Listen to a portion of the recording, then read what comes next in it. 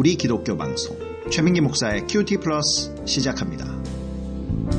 청취자 여러분들, 한 주간 내 안에 남아있는 세상의 비늘을 발견하며 사셨나요?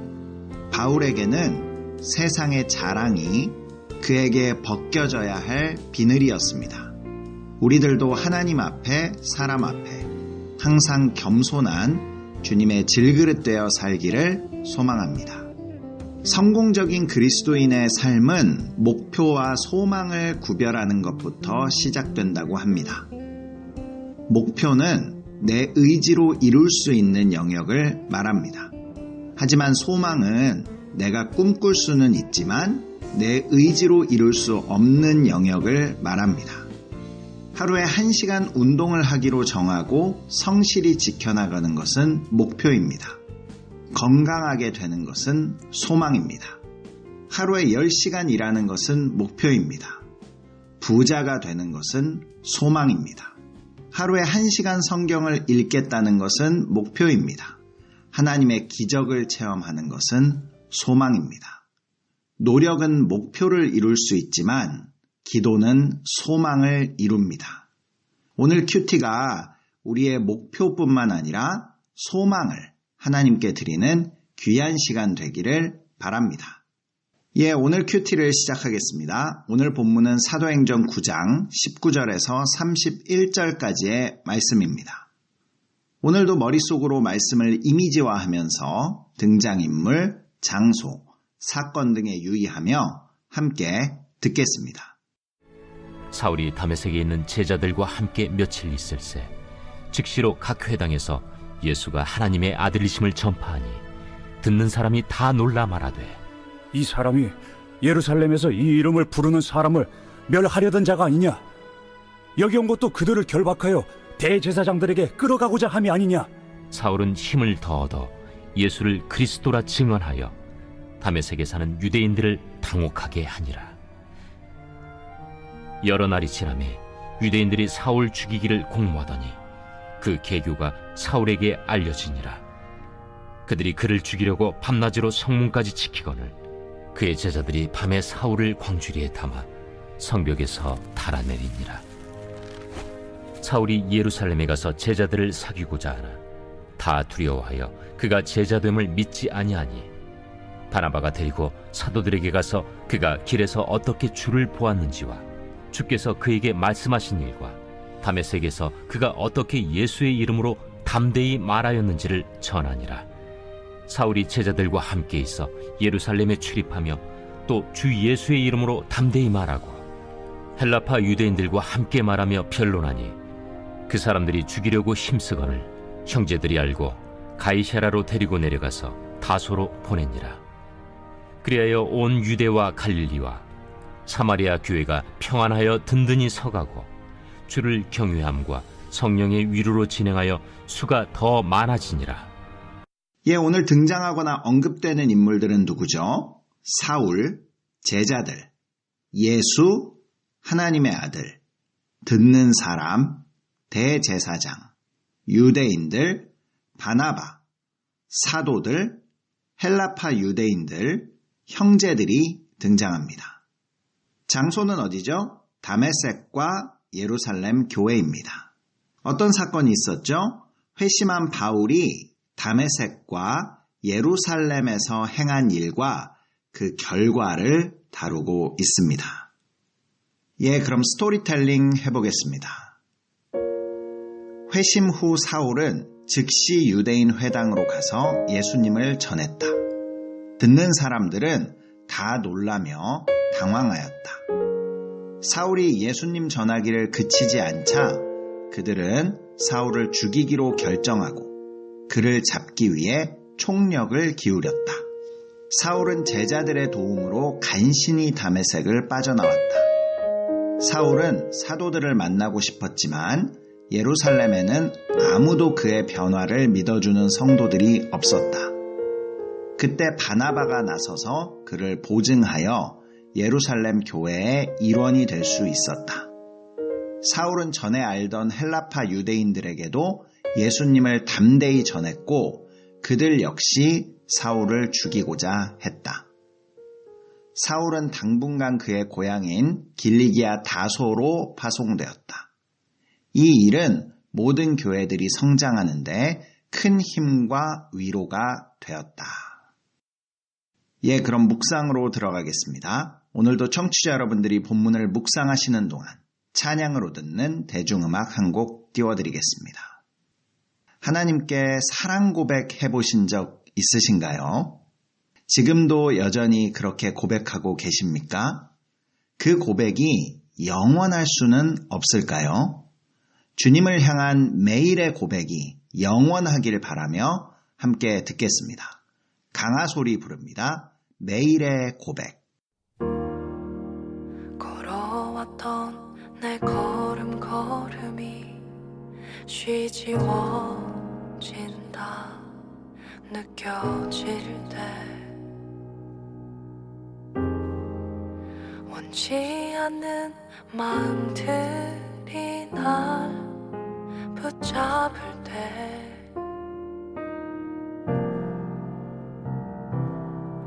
안기고 싶던 이 마음을 소리 없이 감싸준 나를 향한 그대의 그 사랑 어떻게 하면 이 고마운 마음 조금의 상함 없이 온전히 그대의 맘속에 전할 수 있을까?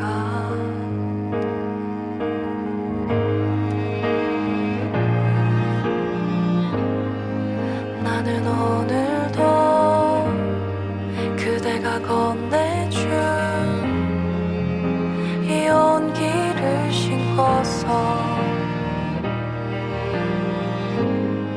그 어떤 슬픔도 그 어떤 눈물도 넉넉히 견뎌 걸어간다.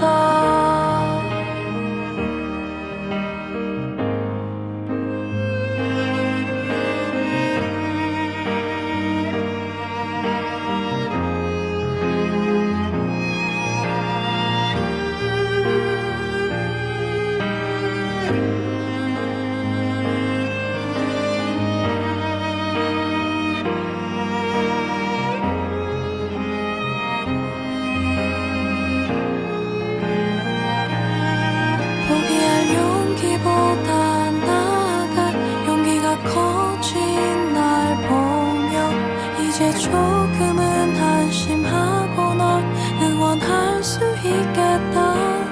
말해준 나보다 강한 마음으로 날 지켜봐줬던 너를 생각하며 이 노래를 부른다. 나는 오늘도 그대가 건네준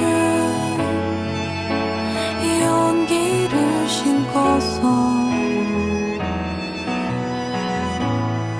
그 어떤 슬픔도 그 어떤 눈물도 넉넉히 견뎌 걸어간다.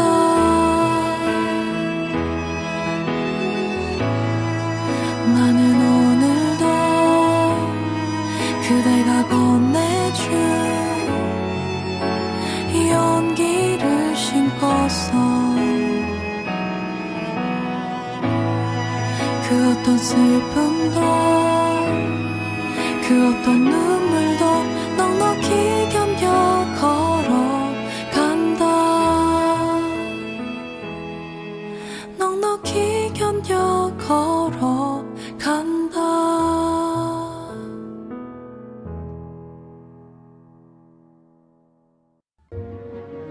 묵상과 소통 최민기 목사의 큐티 플러스.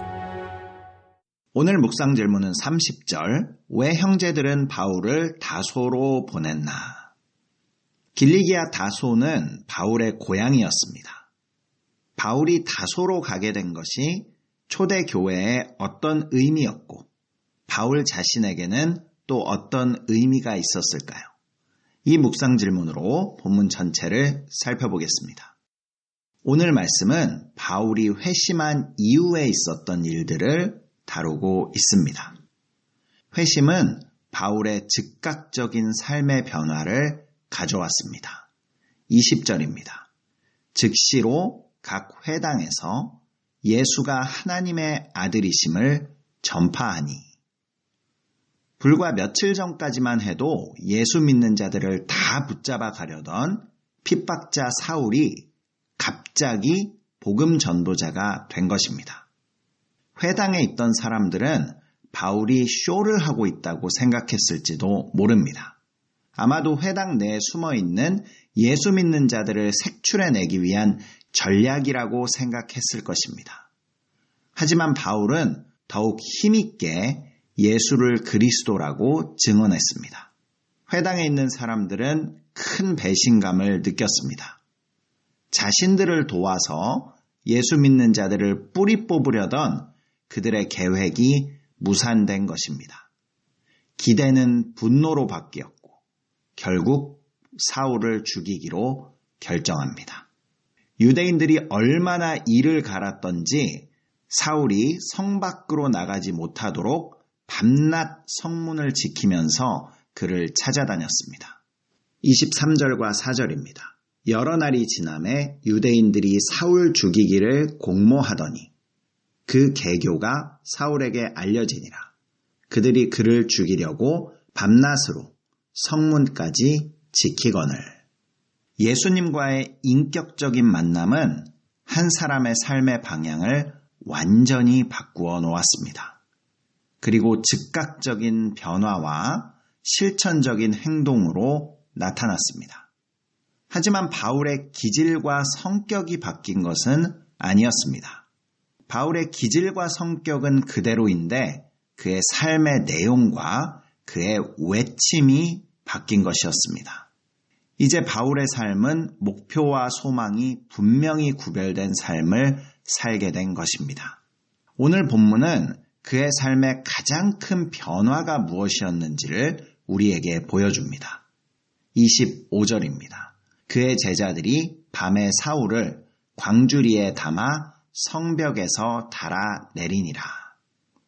하나님께서 하나님의 사람들을 그에게 붙여주시지 않았다면 그는 다메섹에서 그의 삶을 끝내야 했을 것입니다.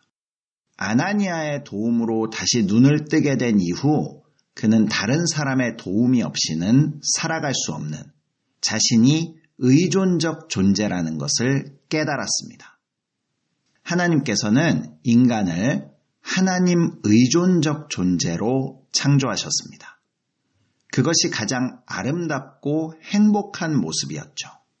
하지만 하나님 말씀에 불순종하고 선악과를 먹음으로 하나님처럼 되겠다라는 자기주도적인 삶을 주장하게 된 것입니다. 회심 이전의 바울의 삶이 바로 그러했습니다.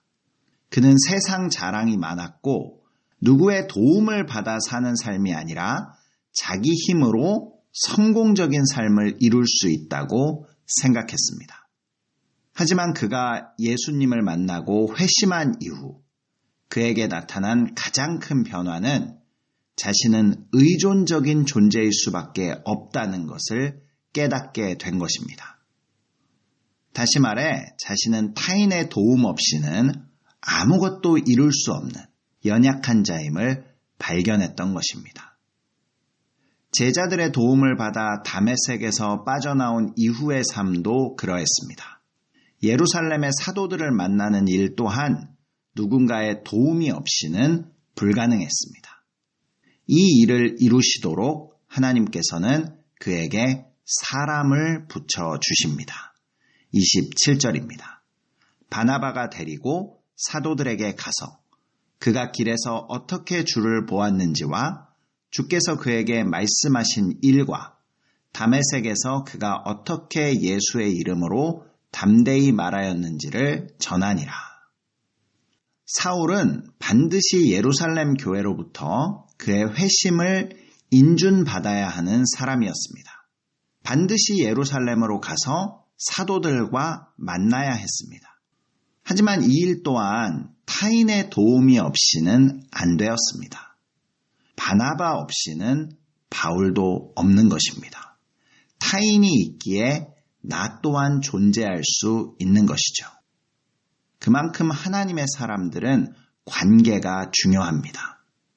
바나바의 중보로 인해서 사울은 예루살렘 교회에서 받아들여지게 되고 사도들과도 함께 지낼 수 있게 되었습니다. 바울의 삶은 이제 의존적 존재가 되었으나 어느 장소 누구와 있든 바울이 해야 할 한 가지 일이 있었습니다. 그것은 복음을 전하는 것입니다. 그는 자신이 컨트롤할 수 없는 삶의 많은 것들을 내려놓고 자신에게 주어진 사명에 충실했습니다. 29절입니다. 또 예수의 이름으로 담대히 말하고 헬라파 유대인들과 함께 말하며 변론하니 그 사람들이 죽이려고 힘쓰거늘. 사울은 스데반을 죽였던 그 자리, 그 사람들 앞에 서게 되었습니다. 그는 복음을 전하는 이 일이 생명을 위협받는 일이라는 것을 잘 알고 있었습니다. 자신이 스데반을 죽인 주동자였기 때문에 어쩌면 이때 죽을 각오를 했을지도 모릅니다. 하지만 그의 삶은 이번에도 타인의 손에 의해서 옮겨집니다. 30절입니다. 형제들이 알고 가이사랴로 데리고 내려가서 다소로 보내니라. 왜 형제들은 바울을 그의 고향 다소로 보냈을까요?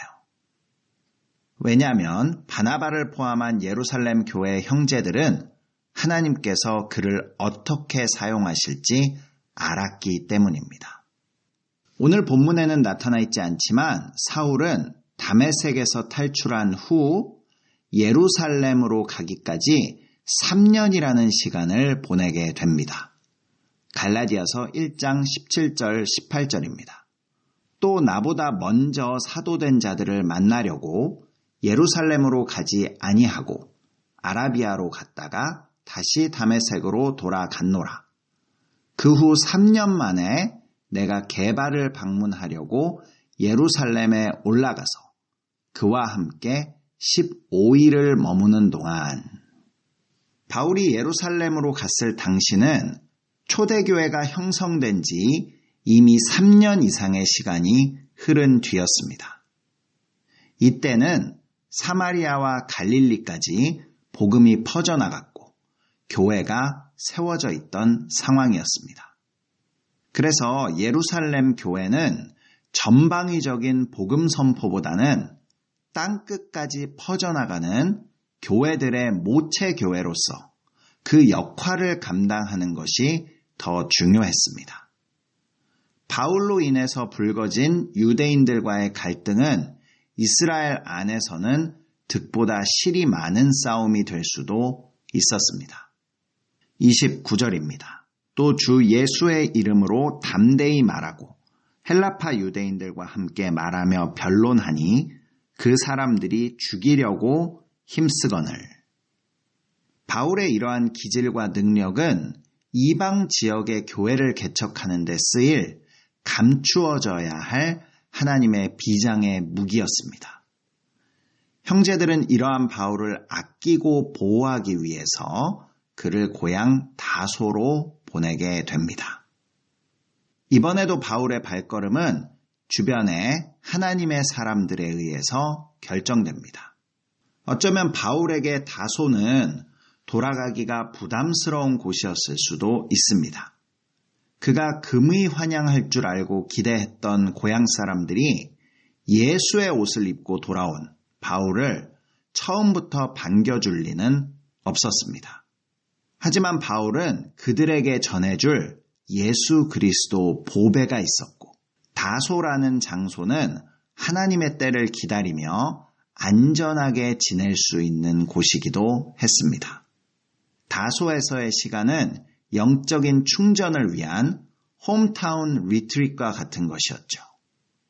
바울의 이러한 순종과 성령의 인도를 받는 삶의 변화가 어떠한 놀라운 일들을 가져왔는지 오늘 본문 31절은 말합니다. 그리하여 온 유대와 갈릴리와 사마리아 교회가 평안하여 든든히 서가고 주를 경외함과 성령의 위로로 진행하여 수가 더 많아지니라. 이스라엘에 있는 모든 교회들이 건강한 부흥을 이루었습니다. 이것은 누군가가 전도를 많이 해서 교회가 부흥한 것이 아니라 하나님의 사람이 하나님의 사람들의 도움을 받아 하나님께서 원하시는 곳, 원하시는 모습으로 서 있을 때 전체 교회가 더 평안하고 부흥한다는 것을 우리에게 보여주고 있습니다. 청취자 여러분들, 우리들은 하나님 의존적 존재로 지음을 받았습니다. 그럼에도 하나님을 의지하지 않고 아직도 내 힘으로 하려고 하는 일들은 없는지 돌아보아야 합니다. 하나님께서 우리들에게 돕는 사람, 하나님의 사람들을 붙여주시지 않으시면 사실 우리는 아무 일도 할 수 없습니다. 우리의 삶은 내 힘과 능력으로 결정되는 것이 아니라 누구를 만나느냐, 또 누구의 도움을 받느냐에 따라서 결정됩니다. 이민자의 삶은 이민자가 결정한다라는 말이 있습니다. 이민을 가면 제일 먼저 만나는 사람이 누구냐에 따라 인생이 달라진다고 합니다. 그만큼 하나님이 허락한 만남이 중요하다는 뜻입니다. 큐티 플러스를 청취하시는 여러분들은 한 주간 하나님이 붙여주시는 하나님의 사람들을 많이 만나는 은혜가 있기를 바랍니다. 우리들이 하나님 의존적 존재로 살아가기로 다짐할 때 하나님께서는 하나님의 사람들을 보내주십니다. 한 주간 우리 인생의 바나바를 만나 하나님께서 원하는 곳으로 인도함을 받는, 그리고 그 인도함에 순종하는 모두가 되시기를 축복합니다. 세상으로 가는 기쁜 방송 우리 기독교 방송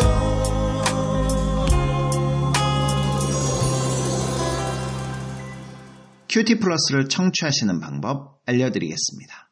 남가주 지역에서는 매주 월요일 밤 10시 30분 라디오 AM 1230을 통해서 들으실 수 있습니다.